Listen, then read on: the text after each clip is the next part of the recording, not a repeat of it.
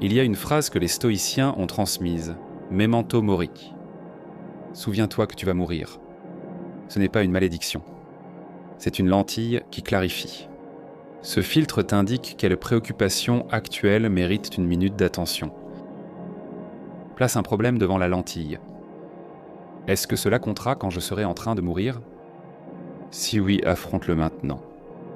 Sinon, laisse-le partir maintenant. On dit que Marcus aurait dit « Tu pourrais quitter la vie à l'instant même ». Laisse cela déterminer ce que tu fais, dis et pense. Tu pourrais quitter la vie à l'instant même, non pas comme une menace, mais comme une autorisation de cesser de la gaspiller. Le temps de la vie humaine, disait-il, n'est qu'un point. Sa substance est changeante, sa perception trouble. Le corps périssable l'a renommée incertaine.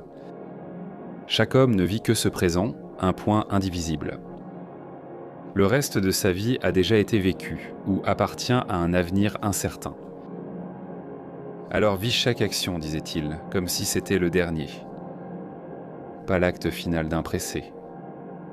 Le dernier acte de quelqu'un amoureux de la tâche qu'il a devant lui.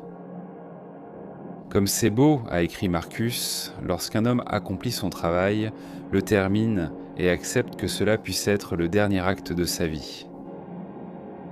Considère, dit-il, combien de médecins sont morts après avoir souvent froncé les sourcils devant les malades. Combien d'astrologues sont morts après avoir prédit la mort des autres, comme si la mort était une grande affaire. Combien de philosophes sont morts après de longues discussions sur la vie et l'immortalité. Combien de guerriers sont morts après avoir tué des milliers. Combien de tyrans sont morts après avoir exercé leur pouvoir sur la vie des hommes avec une cruauté monstrueuse. Combien de villes, des villes entières, sont mortes.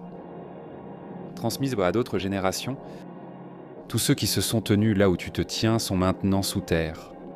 Chacun pensait que ses problèmes étaient uniques. Chacun d'eux pensait qu'il avait du temps. Il n'en avait pas. Toi non plus. Les stoïciens n'ont pas écrit cela pour te déprimer. Ils ont écrit cela pour te réveiller. Il existe une pratique pour cela, lorsque le poids de la mortalité devient trop lourd. Marcus l'avait. Il l'utilisait presque tous les jours. Il l'appelait la vue d'en haut. Lève les yeux, écrivait-il. Regarde la danse des étoiles comme si tu courais avec elles.